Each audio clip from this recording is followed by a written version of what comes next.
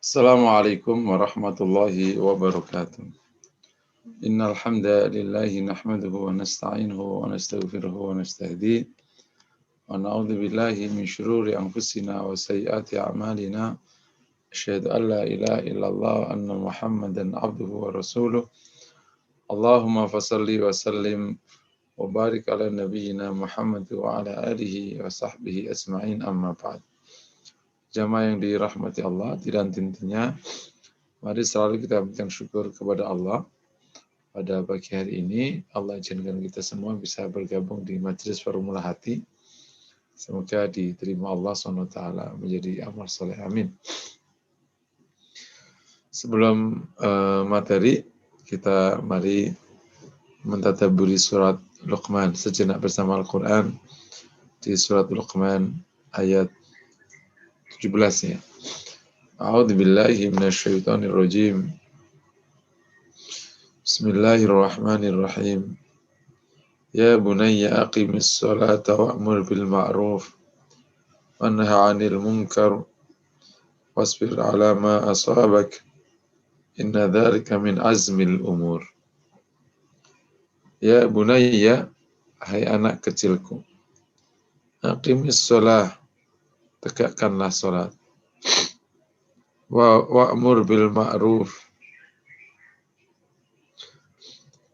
perintahkanlah dengan ma'ruf, perintahkanlah hal ma'ruf, wanha 'anil munkar, dan cegahlah mungkar, wasbir 'ala ma asabak, dan sabarlah atas apa yang menimpamu. Inna dzalika min azmil umur. Soalnya hal itu termasuk perkara yang paling kuat.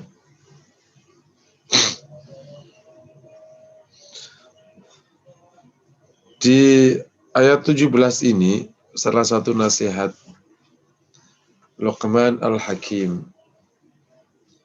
kepada anaknya ini adalah pertama, aqimis shalah, suruh menegakkan salat. Ya, jadi kalau kita urut apa konten dan materi yang perlu mendapatkan penegasan kepada anak-anak dan sekaligus menjadi wasiat dan nasihat orang tua kepada anak agar menjadi nilai pokok anak-anak. Yang pertama adalah menguatkan tauhid dan sekali-kali menyekutukan Allah. Ya. Membersihkan tauhid dan jangan sekali-kali menyekutukan Allah. Yang pertama itu. Yang kedua, menghormati, menghargai, berbuat baik kepada kedua orang tua. Yang ketiga, memiliki atau yang ketiga, muraqabah kepada Allah. Dari awal sudah ditanamkan itu. Yang keempat, mendirikan sholat. Sekarang yang kita bahas. Sebagaimana juga disebutkan oleh Rasulullah, menanamkan sholat ini dari sejak kecil. Umur 7 tahun, sudah ditanamkan sholat. 1 SD ya. Demikian kalau anak perempuan berarti lebih awal. Karena kalau anak laki balignya umur 15, ditanamkan umur 7, berarti kalau perempuan balignya 9, ditanamkannya minimal umur 4. Jadi kalau anak perempuan mulai latihan sholat, ini kias ya, mulai latihan sholat itu di TK kecil. Anak laki-laki boleh agak mundur latihan sholatnya mulai di kelas 1 atau TK besar. Karena umur 7 tahun dimulai. Lebih awal gimana? Mimbabi aula. Gitu. Kalau dari awal, lebih di awal, itu bukan tidak boleh. Jangan tekstual, tapi Mimbabi ala tepati lebih baik dan lebih utama. Prinsipnya semakin dini semakin baik. Kalau perlu sejak lahir sudah diajak sholat. Tapi jangan sampai gara-gara ingin menanamkan sholat, padahal masih kecil, sudah menggunakan prosedur orang dewasa. Dimarahi, diapain. Ya, tidak, namanya juga masih anak-anak. Biarkan mereka menikmati masa kekanak-anaknya. Nah, di Al-Quran ini menggunakan kata-kata bunayya. Artinya masih kecil. Ini persis dengan yang disebutkan di hadis Rasulullah SAW. Setelah sholat ya tentu Quran menggunakan aqimis sholat, tegakkan sholat. Bukan sekedar kerjakan sholat atau jaga sholat, tapi tegakkan sholat. Kalau ada kalimat tegakkan sholat, itu maknanya mengcover menjaga sholat. Apa bedanya? Kalau tegakkan sholat, asli konsep iqamatus sholat adalah dua. Yang pertama, as-salatu ala hayatin nabi. Sholat sesuai dengan tata cara yang diajarkan Rasulullah. Yang kedua, al-khusyu'u fis sholat. Khusyuk dalam sholat. Itu iqamatus sholat. Kalau muhafadhu ala sholat, jaga sholat maknanya sholat ala waktiha. Sholat pada waktunya. Bukan di luar waktunya. Terutama bisa di awal waktu. Nah, kalau ada kata iqamatus sholat, itu maknanya berarti mengcover muhafadha ala sholat. Kalau dia berdiri sendiri. Sholat sesuai dengan tata cara Rasul, khusyuk dalam sholat, dan sholat pada waktunya, bukan di luar waktunya, terutama di awal waktu. Artinya yang kami ingin tegaskan di sini, waktu menanamkan sholat kepada anak-anak, itu berarti bukan hanya urusan waktunya yang biasa kita tekankan kalau anak-anak kan. Jangan sampai anak itu telat. Tapi juga diperhatikan tata cara sholatnya. Kan biasanya kita, orang tua kalau bicara sholat sama anak-anak, fokusnya ke yang penting tidak telat. Segera ke masjid atau segera sholat bagi perempuan. Terkadang tidak memperhatikan tata cara. Namanya juga bocah, sholatnya kan ngawur-ngawuran. Yang loncat, yang apa, yang nyual temennya. Dan lain sebagainya. Kadang yang nengok kanan, nengok kiri. Kadang mainin jarinya waktu tahiyat. Bukan digerakin kayak begini Rasul gerakin, tapi dimainin. Karena ada yang lihat sebelahnya pada gerak-gerakin, dia gerakin dengan caranya. Namanya juga bocah. Jadi tetap setelah urusan waktu pelaksanaannya, nomor 2, tata cara sholat anak. Dan semoga ini orang tua yang megang. Yang nomor 3 adalah dari kecil diajarkan khusyuk dalam sholat. Kalau ditanamkan dari kecil, insya Allah lebih mudah khusyuk daripada ditanamkan waktu gede. Dari awal dilatih khusyuk waktu sholat. Oke ya. Aqimis sholat. Berikutnya nilai yang juga harus ditanamkan. Wa'mur bil ma'ruf wanha 'anil munkar. Ini dahsyat sekali. Dari kecil anak Muslim itu sudah punya peran amar ma'ruf nahi munkar. Ini jadi nilai dasar. Dan kalau mengambil peran amar ma'ruf nahi munkar, itu maknanya leadership-nya terasah dari kecil. Itu artinya engkau telah didik anakmu menjadi leader, bukan follower.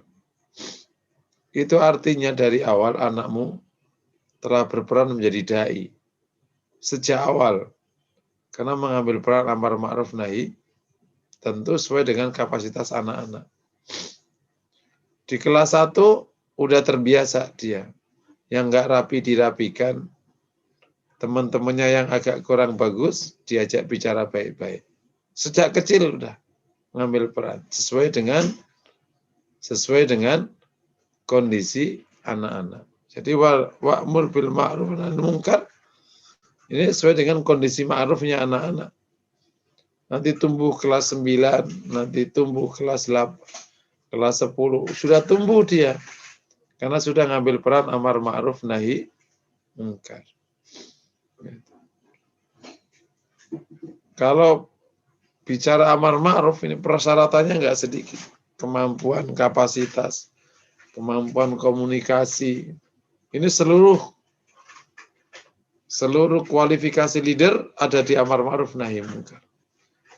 Cuman biasanya kalau orang ngomong amar ma'ruf nahi munkar ini dianggap yang penting pidato, ceramah, itu sudah amar ma'ruf nahi munkar. Bukan itu kan?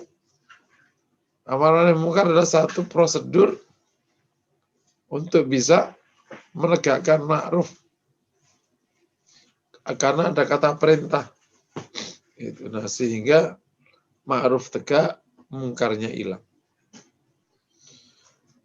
Termasuk nilai, berarti nomor 6 kalau dihitung, yang perlu ditanamkan adalah wasbir ala ma asabak. Kalau sudah ngambil peran itu, berarti suruh sabar atas apa yang menimpamu. Baik kaitannya dengan amar ma'ruf sendiri, atau kaitannya dengan hidupnya. Ini yang perlu mendapatkan penekanan. Jangan sampai anak-anak ini taunya hidup itu hanya satu, enak. Karena dari kecil dimudahkan hidupnya. Ke sekolah diantar. Uang saku nggak pernah telat. Bayar sekolah nggak pernah ngerti. Karena yang ngurus bapaknya. Masuk sekolah bagus nggak ngerti. Karena bapaknya kasih surat. Telepon temennya. Ini anakku, siap bos gitu. Hidupnya kalau Jawa bilang tiring-tiring ya. Tahu tiring-tiring ya. Hidupnya itu enak semua. Ini bahaya. Karena hidup itu dinamis. Kadang naik, kadang turun. Justru disiapkan wasbir ala ma asabak. Sabar atas apa yang menimpa. Jadi dari awal diajarkan sabar. Dan harus diakui anak-anak milenial, terutama yang lahir setelah 2020, 2010 ya. Atau setelah 2000. Itu memang otaknya pintar, kritis, komunikasinya Masya Allah. Anak kecil udah kayak orang tua kalau ngomong. Oke. Mentalnya rapuh, kayak kerupuk tayamum. Tahu kerupuk tayamum? Kerupuk putih sama merah yang dijual ke arah Bandung itu loh. Kalau orang Jawa bilang namanya kerupuk tayamum. Karena digoreng pakai pasir kan. Jadi kayak tayamum, kerupuk pasir. Itu kena angin dikit melempem, kena hujan dikit, mati. Udah. Uang saku dikurangi dikit, langbek, nggak mau sekolah. Minta uang saku banyakkan dikit, nggak dikasih, ngambek. Semua barang dipecahin. Ini bab merupakan kerapuhan mental yang menimpa seluruh anak kita. Karena salah satu kesalahannya adalah tidak pernah nginjek sawah. Serius itu. Coba kalau dari kecil diajak ke sawah suruh nyangkul. Ngerti bagaimana beratnya orang nyari nafkah. Tapi kan dari kecil nggak ngerti. Taunya hidup AC, mobil, uang saku banyak. Apalagi sore bimbel. Otak diasah seasah-asahnya. Tapi nggak pernah ngelihat orang susah. Nggak pernah dengar orang susah. Dan lain sebagainya. Ini salah satu nilai yang harus ditanamkan. Wasbir ala ma asabak. Sabar atas apa yang. Kalau kita naikkan ke atas, syukur di mana? Ternyata itu sudah didahului di hikmah yang diberikan Allah kepada Luqman namanya syukur. Kalau ini dianggap nomor 1, boleh gitu. Sebelum tauhid. Tapi secara aturan dasar pasti tauhid dulu. Di ayat 12 ya. Karena syukur sama sabar itu satu paket. Tapi di kata syukur itu ayat menyebut konteksnya adalah hikmah yang diberikan Allah kepada Luqman itu syukur. Akhirnya ia menjadi orang yang bijaksana karena syukur. Boleh kalau kayak gitu, sabar dan berarti syukur. Gitu. Tapi kalau menggunakan urut-urutan lain bisa aja malah syukur dulu baru bicara tauhid. Kalau udah syukur kepada Allah, tauhid gampang. Tapi nggak apa-apa. Jadi bisa dibolak-balik. Wasbir ala ma asabak. Sabar atas apa yang menimpamu. Jadi ini harus ditanamkan di samping sifat syukur yakni kepada Allah SWT. Inna dzalika min azmil umur. Ini perkara yang kokoh. Ini bukan main-main ya. Punya azm itu niat yang kuat kan. Yakni kuat, perkara-perkara yang kuat. Jadi ada 3 nilai di ayat 17. Pertama, iqamatus shalah. Kedua, amar ma'ruf nahi munkar. Dan terakhir, sabar atas apa yang menimpa. Itu kalau anak ini punya ini ya. Itu sudah selesai, itu nggak usah sekolah tinggi-tinggi kalau mau. Ya bukan berarti enggak ya. Pertama apa? Ikhlasu tauhid. Tauhidnya bersih. Kedua, punya sikap yang baik kepada kedua orang tua. Saya sudah sebutkan ini betapa ini ditanamkan dari awal. Ketiga, muraqabah dengan Allah. Dari kecil sudah muraqabah, berarti soleh sekali kan. Yang keempat, iqamatus shalah. Kelima, amar ma'ruf nahi munkar. Yang keempat, sabar atas apa yang menimpa, berarti termasuk syukur terhadap apa yang diterima. Sabar atas apa yang menimpa dan syukur atas apa yang diterima. Berikutnya nanti begitu nomor 18 itu etika-etika. Langsung nilai-nilai pokok ya tazkiyatun nafas baru turun ke 17. Tusair khattaka linnas, tidak boleh memalingkan wajah ya. Tidak boleh berjalan sombong. Nah, itu sudah akhlak yang sudah masuk ke etika-etika. Etika berjalan, etika dengan orang. Wah, top lah pokoknya nasihatnya Luqman ini. Semoga anak-anak kita bisa menjadi yang seperti di surat Luqman ya, dan menjadi qurrata ayun. Pandangan yang indah dari kita semua. Salah satu ujian orang tua adalah ketika diberikan anak yang tidak saleh. Yaitu ujian orang tua diberikan anak yang tidak saleh atau kalau suami ya pasangan yang tidak saleh. Kayak Nabi Nuh diuji Kan'an. Nabi Lot diuji Asia. Atau istri diuji suami naudzubillah. Itu berarti kayak Asia diuji Fir'aun, diuji dengan Fir'aun. Nabi Lot diuji oleh istrinya Nabi Lot. Wallahu a'lam. Tadi ada kesalahan sedikit ya. Mungkin demikian materi atau sejenak bersama Al-Quran. Kita langsung materi. Di depan Anda semua sudah ada di layar hadis 212 ya. 213 Ustaz. 213 ya. Oke. Wajadna fi kitab Al-Baghawi annahu qala, ini haddatsana Al-Mutahhir ibn Ali qala anba'ana Muhammad ibn Ibrahim qala anba'ana Abdullah ibn Muhammad bin Ja'far qala akhbarana ibnu Rustah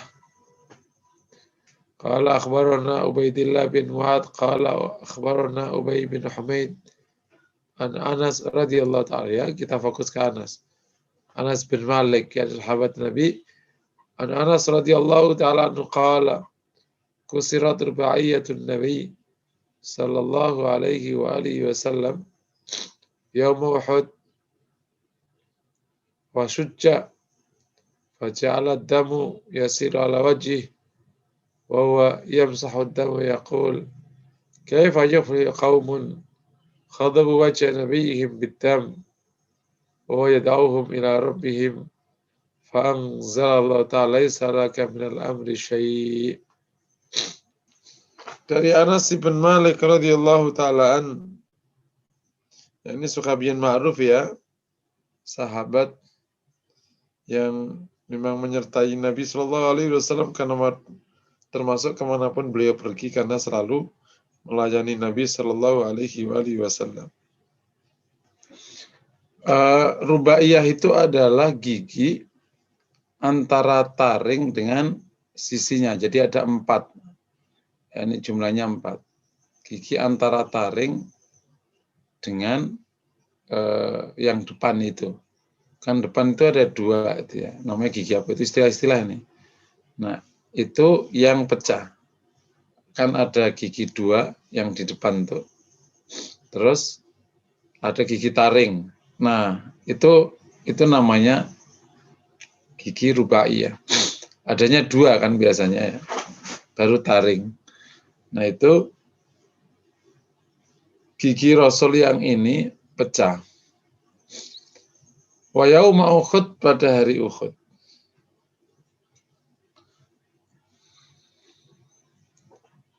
Wa syujja, dan Nabi itu tergores atau robek.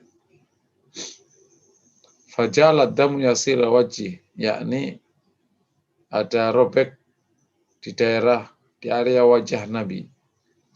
Faja'ala ad-damu yasiru ala wajhi, dan darah itu mengalir atas wajahnya. Wa yamsakh, sedang ia membersihkan darah tadi. Wa yaqul, ia berkata, kaifa yuflihu qaumun khadabu wajha nabiyihim bid-dam wa huwa yad'uhum ila rabbihim. Bagaimana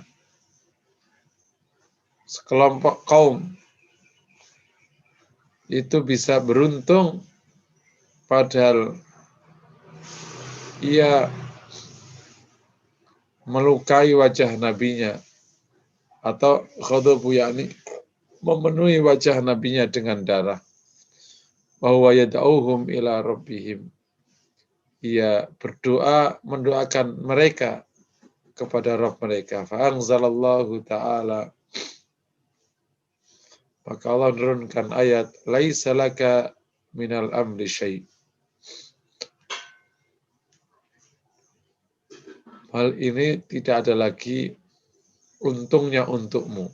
Laisa laka minal amri syai'. Kalau diterjemahkan bebas, laisa laka, laisa syai'un laka minal, laisa syai'a minal amri, laisa syai'un minal amri laka.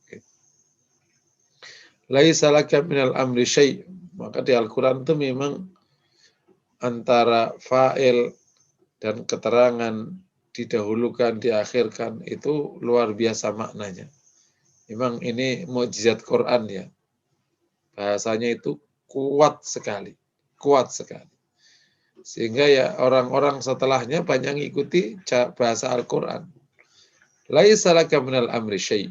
Yakni tidak ada untungnya bagimu sedikit pun. Nanti ada ayat, terserah Allah nanti memperlakukan mereka. Nah, di ayat ini sebenarnya, di hadis ini bicara tentang kelapangan dada Rasulullah. Saat Nabi terluka, giginya putus atau giginya pecah, wajahnya terrobek sehingga mengalir darah, area wajah ya. Kemudian area kepala ya lebih tepatnya. Karena di sini nggak disebutkan di area mana yang robek itu. Di area kepala. Sehingga mengalirkan darah ke wajah Nabi. Tapi Nabi tidak mendoakan buruk atas mereka. Tapi yad'uhum ila rabbihim. Yad'uhum itu mendoakan baik. Kalau yad'u alaihim, doa buruk. Gitu itu di Bahasa Arab itu jelas. Yad'uhum ila rabbihim makna mendoakan baik. Tapi yad'u alaihim kalau ada ala atas, mendoakan atas mereka, yakni itu doa buruk. Tapi Allah justru menurunkan ayat, kau tidak ada untungnya itu sedikit pun. Biarkan nanti Allah yang akan urus mereka. Nah, sehingga nanti akhirnya yang pernah ngelukai Nabi ini memang akhirnya buruk hasilnya. Secara umum, betapa Nabi SAW yang sudah pecah giginya, ya, yang bagian rubaiyah tadi, sampai sudah robek area kepalanya yang mulia, darah mengalir ke wajahnya, tapi Rasulullah SAW tetap sabar, lapang dada, doanya tetap baik. Masya Allah. Dan ini semoga bisa kita tiru, kita teladani. Ini ngomongnya gampang ya. Kalau udah gak sakit itu udah doain buruk aja lah. Tapi semoga kita bisa mengikuti jejak para nabi. Saya suka mengatakan, orang-orang soleh itu di dunia itu kadang sering gak enaknya daripada enaknya. Nabi yang enak itu cuma Nabi Sulaiman sama Nabi Daud. Selebihnya nggak enak semua hidupnya. Jadi kalau orang benar itu kuasa atau lagi kaya, ya dia tidak zalim. Tapi kalau orang zalim ini kuasa atau lagi kaya, namanya nggak zalim. Hukum dimainin seenaknya. Nanti kalau mereka kalah, ya mereka nggak didalimi, yang hukumnya dijalankan sesuai dengan hukumnya. Ya salah ditegain secara hukum. Tidak melampaui batas, namanya orang benar kan. Waktu Rasul menang, waktu Rasul kalah kan dihina, caci maki, diusir, tindas, diancam, mau dibunuh. Waktu Rasul menang, mereka diusir, tetap dibiarkan tinggal di Mekah. Apa dicaci maki? Dimuliakan, dimaafkan. Enak sebenarnya orang dolim ini kalau ketemu orang baik. Gitu. Karena orang dolim itu kalau kalah, nggak akan didolimi. Makanya tidak boleh orang dolim menang, itu nggak boleh. Dunia ini akan hancur di tangan orang dolim. Naudzubillah min dzalik. Waktu Rasul menang, Abu Sufyan yang sudah merangi berapa kali dimaafkan. Masuk Islam akhirnya. Dimuliakan. Sampai siapa yang masuk rumah Abu Sufyan selamat. Lah kalau yang menang Abu Sufyan, ludes ke Madinah. Untung Abu Sufyan nggak menang. Paham ya kira-kira? Seandainya gitu. Yang berposisi memenangkan Mekah, berarti kan dibalik ya. Kan Rasul yang menang tuh, Mekah akhirnya aman. Nah, kalau orang kafir-kafir itu yang menang, Madinah ludes itu. Dibakar semua, dihabisi semua. Tapi yang menang Rasulullah, menang di Mekah, ya tetap dihormati semuanya. Enak orang zalim kalau ketemu orang benar. Insya Allah. Makanya orang benar ini jangan boleh kalah. Karena kalau orang kalah benar ini kalah, pertama Anda akan didolimi. Karena orang zalim itu menang kalah ya zalim, menang juga orang zalim. Yang kedua, kasihan orang lemah. Gitu. Karena kezaliman merajalela. Yang ketiga, kasihan orang zalim. Kenapa nanti kelak diazab sama Allah? Karena nggak ada kesempatan taubat. Karena nggak ada yang bisa menghentikan. Jadi kasihan orang zalim sendiri, itu zalim kok sampai akhir hayat. Ya zalimnya sebentar-sebentar aja, banyak-banyak. Terus taubat. Kalau ngambil harta orang ya dibalikin. Kalau ngambil hak orang ya harus minta maaf supaya di akhirat ketemu baik. Daripada diazab di akhirat, mendingan diperingatkan di dunia. Azab akhirat selesai sudah nggak ada selesainya. Dan naudzubillah min dzalik. Makanya satu kebaikan ada amar ma'ruf nahi munkar itu sebenarnya mengingatkan kita. Kalau naudzubillah semoga tidak terjadi. Kalau kita zalim, kalau ada yang mengingatin, kita bersyukur. Karena daripada nanti dibecek oleh Allah di akhirat, kan mendingan diingatkan di dunia. Karena di akhirat sudah selesai, sudah nggak ada ampun. Pengampunan adanya di dunia, di akhirat nggak ada. Itu keputusan Allah. Kalau sudah keputusannya diazab, ya sudah sampai akhir hayat. Kecuali masih ada imannya sedikit, ya mungkin bisa keluar. Na'udzubillahi min dzalik. Oke, jadi pelajarannya adalah ayo mencontoh Nabi tentang kesabaran Nabi, kelapangan Nabi. Meskipun terluka dan lain sebagainya, tetap lapang. Yang kedua, tetap doanya baik. Nah, ini yang Masya Allah. Doanya baik. Doanya nggak buruk.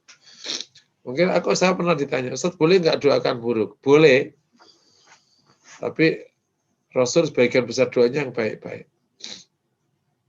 Nabi pernah mendoakan buruk atas bagian kaum. Di perang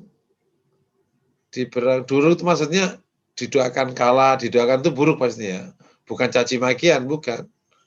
Di perang Badar Rasulullah berdoa tentang, ya Allah, engkau urus itu Abu Jahal. Langsung sebutkan namanya. Jadi semua yang didoakan itu emang selesai semua itu mati. Karena sebelum perang Badar itu Nabi telah menyebut tempat, ini nanti tempat terkaparnya Abu Jahal, ini tempat terkaparnya Fulan Walid, ini tempat itu persis matinya persis ditunjuk oleh Rasulullah SAW. Jadi sebelum perang udah tahu tempat matinya, kan enak itu. Para sahabat semakin semangat aja kayak gitu. Memang kalau yang mimpin Nabi enak ya, kalau mimpin ini kita jadi seperti zaman Ali bin Abi Thalib. Ya. Zaman Nabi pokoknya seru pokoknya. Kita lanjutkan. Qala Al-Baghawi fi hadithi annahu qala akhbarana Abdul Wahid Al-Mulahi. Terus ya, bisa nadihi ila Jundub radhiyallahu taala anhu. Qala tadi sebut sanad ya, Anil Aswad ibn Qais sami'tu Junduban radhiyallahu taala anhu yaqul. Saya mendengar Jundub ya, Jundub ini sahabat Nabi. Jundub ibn Junadah, namanya Jundub ibn Junadah. Ya, namanya gitu. Yaqul bainama Nabi sallallahu alaihi wa alihi wasallam yamshi id asabahu hajar. Dari Jundub ibn Junadah, dari Jundub, ia berkata, bainama Nabi sallallahu alaihi wasallam yamshi, ketika Nabi sallallahu alaihi wasallam itu berjalan. Id asabahu hajar. Tiba-tiba terkena batu. Fa'athara fadamiyat. Maka mengenainya fadamiyat usbu'uhu. Maka berdarahlah jari-jarinya. Jarinya. Faqal hal anti illa usbu'un damiyat. Damaiti. Engkau ini hanyalah jari yang terluka atau yang berdarah. Wa fi sabilillahi ma laqit. Dan di jalan Allah lah yang kau temui. Jadi ini adalah ungkapan Nabi terhadap jarinya yang terluka. Ya kamu ini hanya jari yang berdarah di jalan Allah yang kau temui. Sudah, kau usah gitu. Ini diajak dialog ternyata si jarinya ini. Intinya Nabi terluka, ya begitu aja sudah. Ya biasa aja kalau di dalam bahasa kita sekarang, relax aja nggak usah. Waduh ini jariku luka, nggak usah lebay, biasa aja. Ini bagian dari kelapangan dada dan kesabaran. Biasanya kalau orang itu kurang sabar atau nggak lapang, sempit dadanya, darah aja, kena darah, teriakannya sekampung dengar, sakit, padahal biasa aja. Ini perlu diajarkan anak-anak dan keluarga itu untuk kuat. Kalau di Arab tapi ini etika ya, bisa baik, bisa buruk. Kalau ada anak laki-laki kesandung nangis, malah ditempeleng gitu. Kenapa? Karena laki-laki nggak boleh nangis.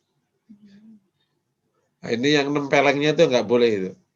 Tapi nggak boleh nangisnya itu baik. Silakannya kuat-kuat, nggak cengeng. Atau terkadang ada anak kan cengeng, bahkan dibuat-buat. Baru dikit aja teriaknya kenceng sekampung.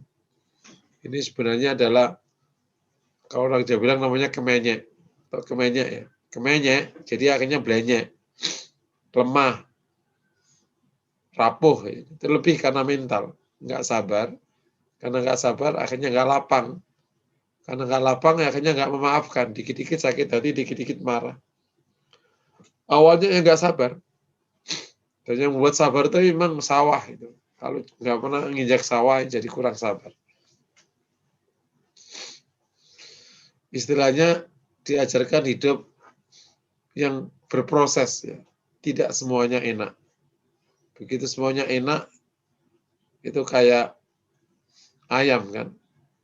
Kayak horny karena nggak pernah bergerak nyari makan sendiri, duduk manis, duduk manis, tidur, ya ayam horn. Itu emang potensial disembelih. Gitu. Jadi tidak ada dinamika. Tapi kalau yang ayam kampung bergerak, itu kuat-kuat, bagus-bagus. Nggak cepat sakit. Kayak pelajaran dari hadis ini betapa lapangnya Rasulullah, kena kayak gini biasa aja, jadi nggak sampai berlebihan. Kan biasanya kalau orang-orang penting itu baru luka dikit ceritanya panjang, gitu. Apa dikit aja, masya Allah, saat negara jadi perkara. Tapi kalau Rasulullah mengajarkan meskipun ia seorang Rasul dan seterusnya, perkara kayak gini nggak usah. Itu bentuk dari kelapangan dan kerendahan hati Nabi Sallallahu Alaihi Wasallam.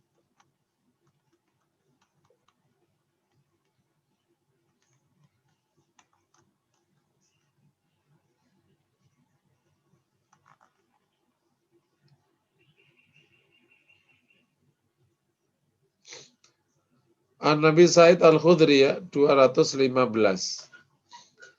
Ini hadisnya panjang dan tersisa sekitar 16 atau 18 menit. Mungkin tanya jawab dulu kalau ada.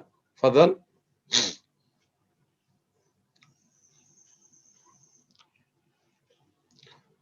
Pak Pulung ada yang bertanya?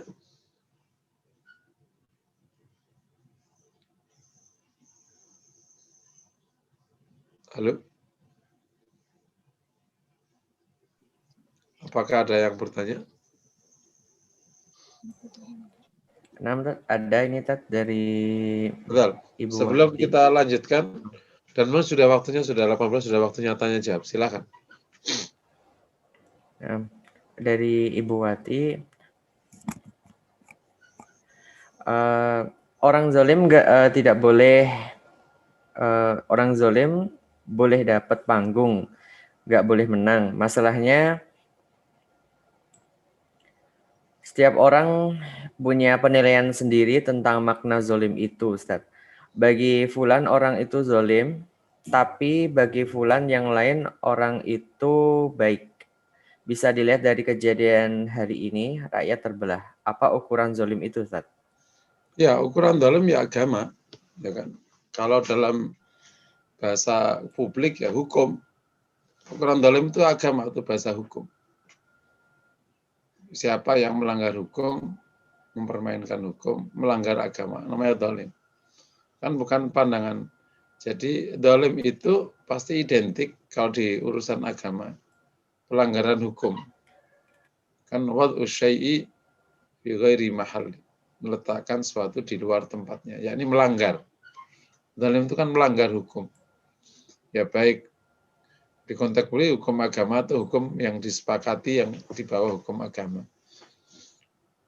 Kalau perkara persepsi itu ya bukan ukuran. Makanya rakyat atau masyarakat perlu paham mana yang opini, mana yang substansi. Nah, di konteks ini akhirnya masuk ke ranah amar ma'ruf nahi mungkar. Ada perkara mungkar yang nanti dianggap ma'ruf, ada perkara ma'ruf yang dianggap mungkar. Itu namanya kuat-kuatan mengkampanyekan, kuat-kuat komunikasinya. Kebohongan yang diulang jadi benar, kebenaran yang dituduh ya jadi bohong. Nah, itu bab tentang kuat-kuatan komunikasi. Makanya kebenaran harus kuat. Karena kebatilan itu baru nyingkir kalau kebenarannya datang. Kalau kebenarannya nggak pernah datang, ya nggak pernah bisa menyingkir. Wa qul ja'al haqqu wa zahaqal batil. Katakan ketika datang kebenaran maka batil baru. Tapi insya Allah kalau terus dikampanyekan, nyingkir. Contoh paling gampang, kalau ada daerah merah, judi, kalau perlu pelacuran, gantian pasangan suami istri di kampung, terus bikin situ musola, terus saja lama-lama hilang. Gitu. Tapi ya, kayak gitu mah ribet. Gimana musola? Ya nggak jadi hilang. Kebenaran nggak pernah datang di situ. Coba didatangkan aja kebenaran di situ. Nah, nanti tinggal dikiaskan yang lebih gede, lebih gede, lebih gede. Kuat-kuatan, sabar-sabaran. Gitu. Wallahu a'lam bishawab. Nah, syukran Tat. Selanjutnya, pertanyaan selanjutnya mungkin ada yang langsung live. Tafadhol. Atau bisa by chat.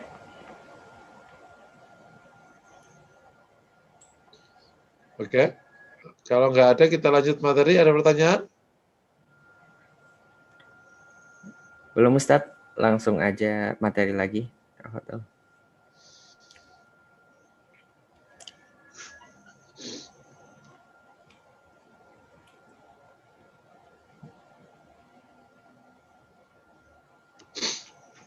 An-Nabi Sa'id Al-Khudri radhiyallahu ta'ala anhu qala bainama nahnu inda Rasulillah sallallahu alaihi wasallam.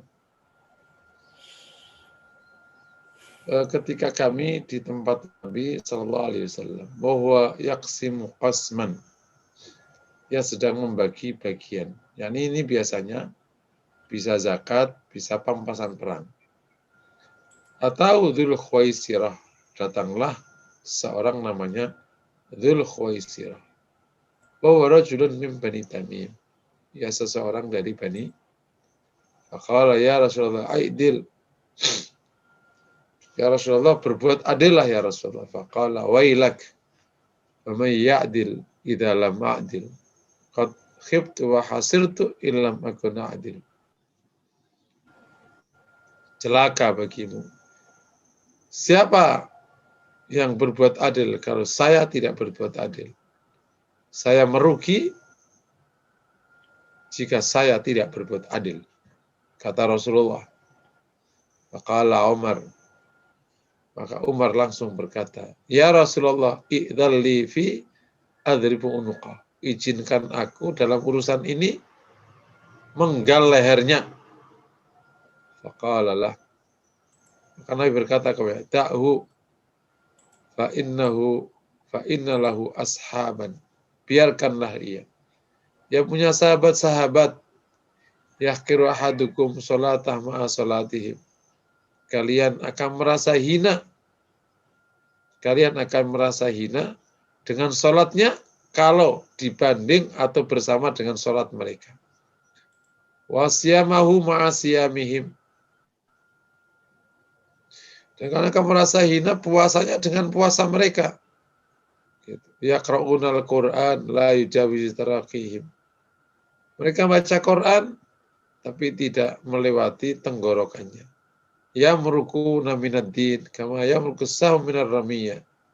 Mereka keluar dari agama sebagaimana anak panah keluar dari busurnya. Ayatuhum rajulun aswad ikhta'adu daihi mithlu sadiyil mar'ah. Tanda mereka adalah seorang yang hitam. Ikhta'adu daihi salah satu lengannya mithlu sadiyil mar'ah, sebagaimana buah darinya perempuan. Au mithlul bud'ah tadardar, atau kayak ada bola kecil tadardar gitu. Bergerak-gerak. Wa yakhrujuna ala khini furqatin minan nas. Dan mereka keluar saat terjadi perpecahan di antara manusia. Qala, ini hadis panjang ya, aku bacain dulu. Abu Sa'id berkata, fa'ashhadu anni sami'tu hadzal hadis min Rasulillah. Saya bersaksi bahwa saya mendengar hadis ini dari Rasulullah SAW. Wa syahadu anna Ali bin Abi Thalib qatalahum. Dan saya bersaksi bahwa Ali bin Abi Thalib telah membunuh mereka atau memerangi mereka. Wa ana ma'ahu, dan saya bersama mereka. Wa amurru bidzalika rajul, dan saya melewati orang-orang itu. Fal tamis fa'utiya bihi. Fal tumisa, maka dicari. Fa'utiya bihi, maka didatangkan orang itu. Hatta nadhart ilaihi ala na'tin nabi. Saya bisa melihat seperti sifat yang diberikan oleh Nabi alladina atah, yakni sifat yang diberikan oleh Rasulullah alaihi wasallam. Ini hadis nanti menjadi isyarat lahirnya kaum Khawarij yang nanti keluar saat terjadi perpecahan manusia, yakni waktu zaman Ali bin Abi Thalib. Itu tandanya kan ada orang hitam yang nanti di salah satu pergelangannya itu, di salah satu adutnya itu tangan bagian atas ya, lengannya itu ada seperti daging bergerak-gerak kecil, kayak putingnya wanita gitu. Jadi ada tandanya, ada di situ. Nah, itu dulu awalnya adalah waktu Nabi SAW masih ada. Dan ada datang seorang Dzul Khuwaisirah. Gitu. Namanya Dzul Khuwaisirah. Dan orang dari Bani Tamim. Gitu. Dan berkata, ya Rasulullah, aidil. Berbuat adil lah. Ya ini mengatakan Rasul nggak berbuat adil. Maka Rasul marah. Wailaka faman ya'til illa ma'til. Sebagaimana hadis-hadis yang di atas. Nabi urusan pribadinya tidak pernah marah. Tadi apa. Tapi kalau hukum dilanggar, maka Nabi marah. Loh, apa bedanya? Tadi kemarin kan Nabi dilukai. Ya, dilukai fisiknya Nabi. Tapi hukum nggak terkait. Nah, kalau ini keputusan Nabi dianggap tidak adil. Padahal Nabi itu menjalankan hukum Allah. Kan agak harus paham ya. Lalu itu kan juga Nabi yang disasar. Iya, tapi Nabi kan tidak mengambil keputusan kecuali wahyu. Jadi ini wahyunya Allah. Masa dituduh tidak adil? Gitu. Sementara di sana yang dilukai fisik Rasul, bukan keputusan Rasulullah. Bukan hukum kaitannya. Fisik kan bukan kaitannya dengan hukum. Seperti kata Aisyah, kecuali jika hukum Allah dilanggar, baru Nabi itu sallallahu alaihi wasallam itu marah.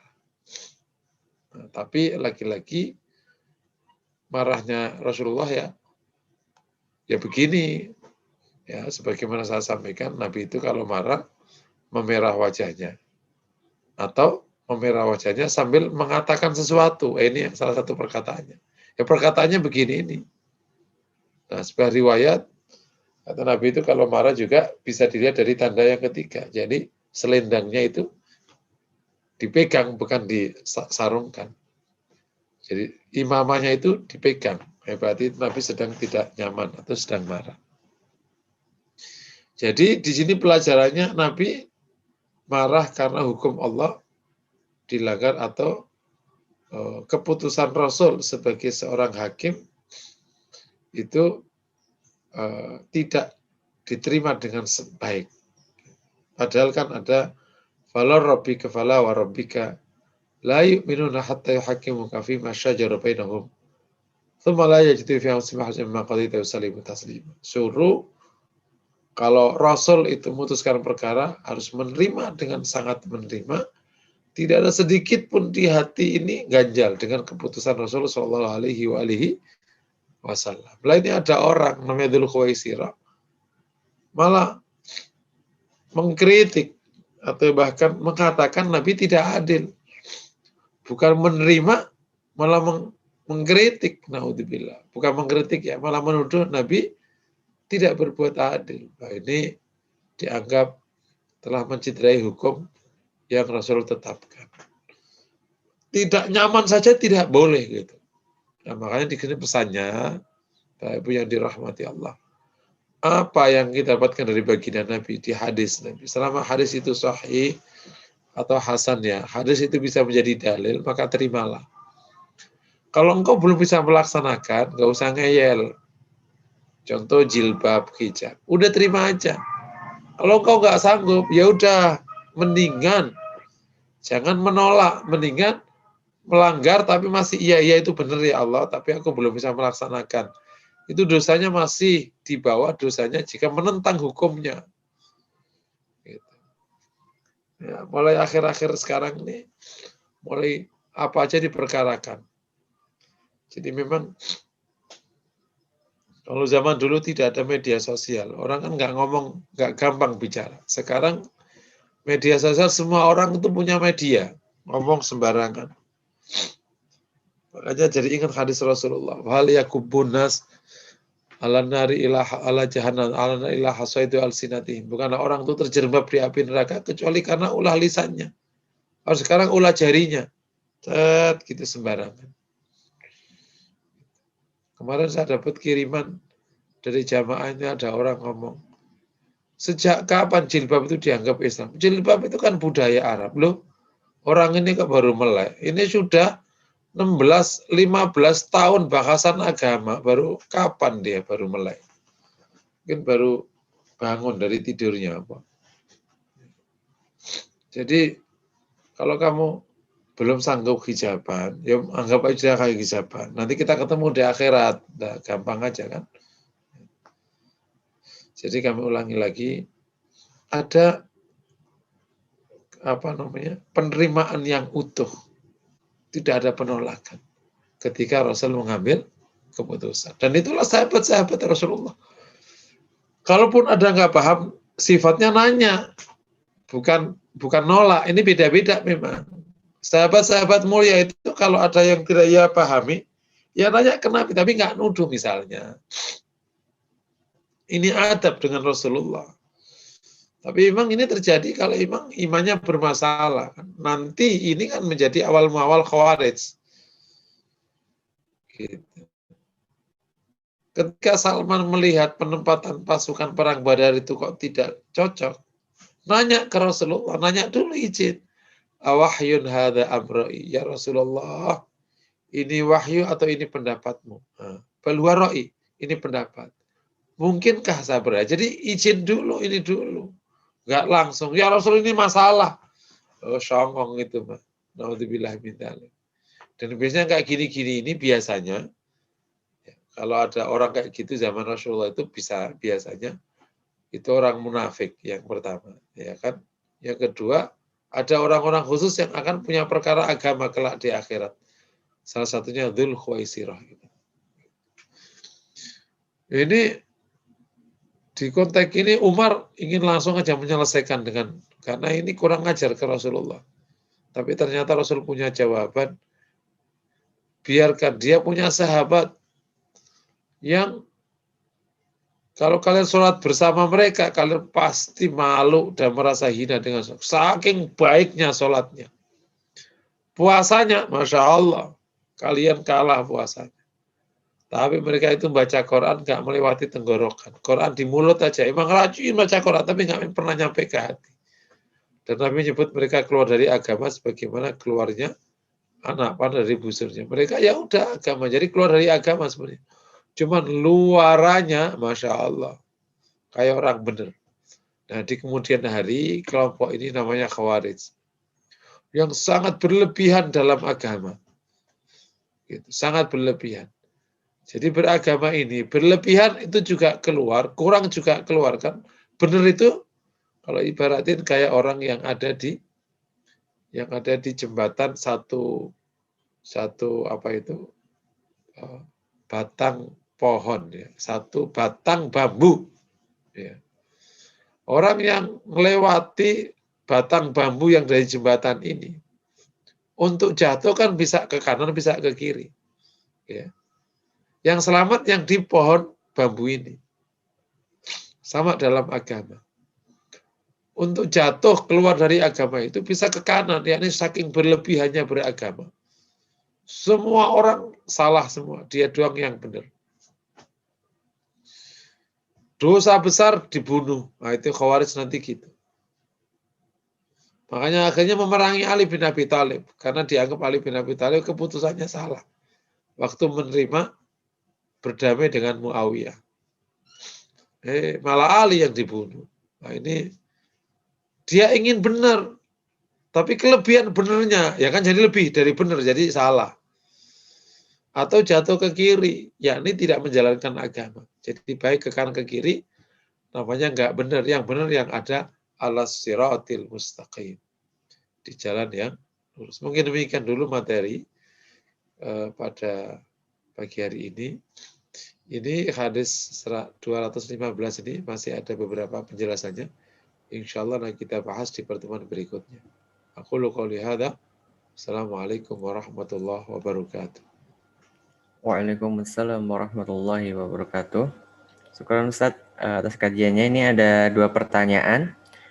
Yang pertama, bagaimana sikap kita terhadap orang-orang yang menghina Rasulullah di zaman sekarang?